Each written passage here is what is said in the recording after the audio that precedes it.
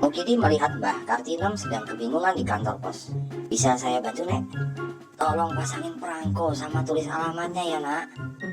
Ada lagi, Nek? Bisa bantuin tulis isi suratnya nggak sekalian? Oh, oke.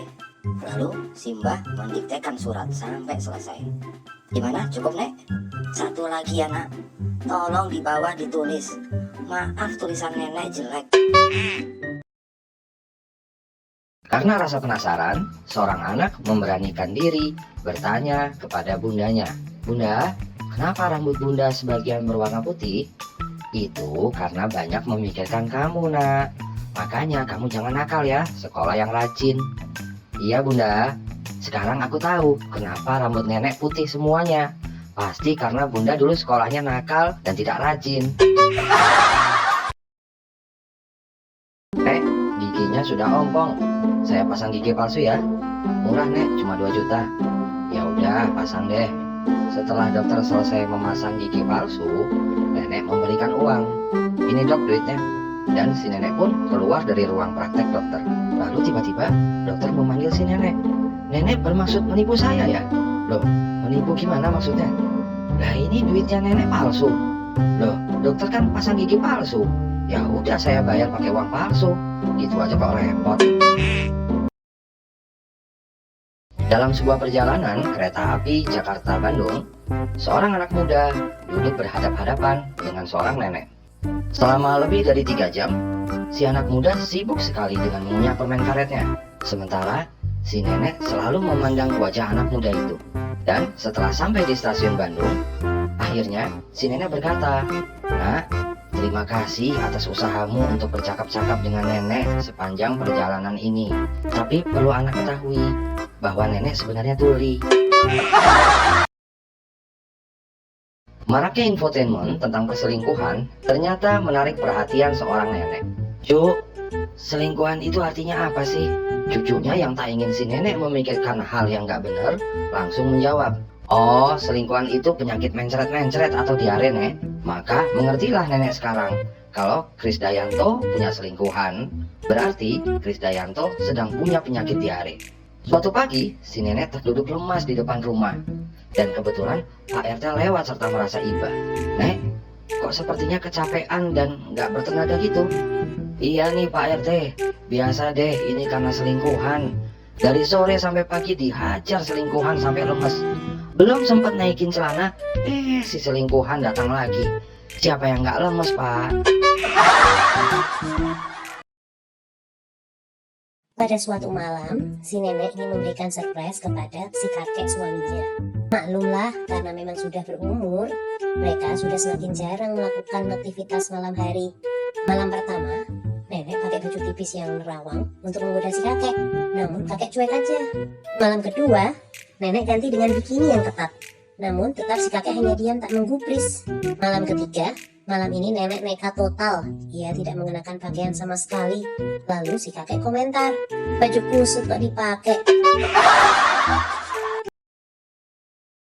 Dudung mengantarkan neneknya berobat ke dokter naik sepeda motor. "Ayo Nek, naik boncengan. Jangan lupa pegangan yang erat ya." "Iya, ini juga nenek sudah pegangan erat." "Oke, kalau begitu kita berangkat ya Nek." Baru saja Dudung ngegas motornya, terdengar suara benda jatuh. Dudung kaget lalu menoleh ke belakang. Ternyata si nenek terjatuh dari motornya. "Loh kok bisa jatuh sih Nek? Nenek gak pegangan ya?"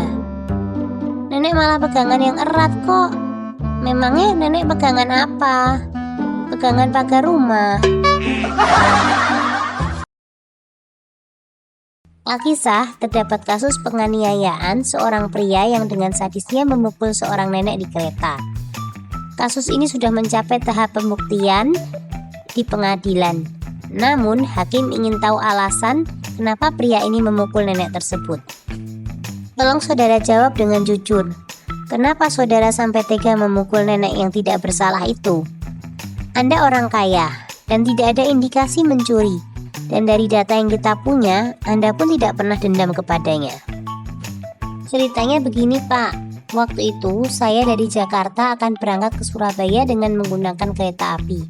Saya naik kereta satu gerbong dengan nenek itu. Saya duduk di dekat jendela dan nenek itu berada tepat di sebelah saya. Pada pemberhentian pertama, datang petugas karcis.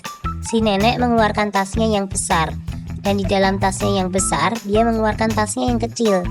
Dan di dalam tasnya yang kecil, dia mengeluarkan dompet yang besar. Dan di dalam dompet yang besar, dia mengeluarkan dompet yang kecil. Dan di dalam dompet yang kecil ada dompet tangan. Dan di dalam dompet tangan ada karcis kereta tersebut dan dikasihlah kepada petugas karcis. Oke, lalu? Nggak lama kami berhenti di pemberhentian yang kedua. Lagi-lagi di sana hadir petugas karcis. Si nenek mengeluarkan tasnya yang besar, dan di dalam tasnya yang besar dia mengeluarkan tas yang kecil. Dan di dalam tas yang kecil dia mengeluarkan dompet yang besar. Dan di dalam dompet yang besar dia mengeluarkan dompet yang kecil. Dan di dalam dompet yang kecil ada dompet tangan. Dan di dalam dompet tangan ada karcis tersebut dan dikasihlah kepada si petugas karcis. Oke, lalu intinya gimana ini? Tanya hakim yang mulai gak sabar. Setelah 30 menit kemudian, kereta kembali berhenti untuk pemberhentian yang ketiga. Dan lagi-lagi datang si petugas karcis. Nenek itu kembali didatangi lebih dulu dan kemudian dia mengeluarkan tasnya yang besar. Dan di dalam tasnya yang besar dia mengeluarkan tasnya yang kecil. Dan di dalam tas yang kecil dia mengeluarkan dompet yang besar. Dan di dalam Tolong ya, saya mohon saudara lebih serius sedikit di pengadilan ini. Jangan main-main ya, kata hakim yang sudah emosi. Tuh kan, baru sampai stasiun ketiga aja Pak Hakim udah sewot. Saya sampai Surabaya, Pak. Surabaya.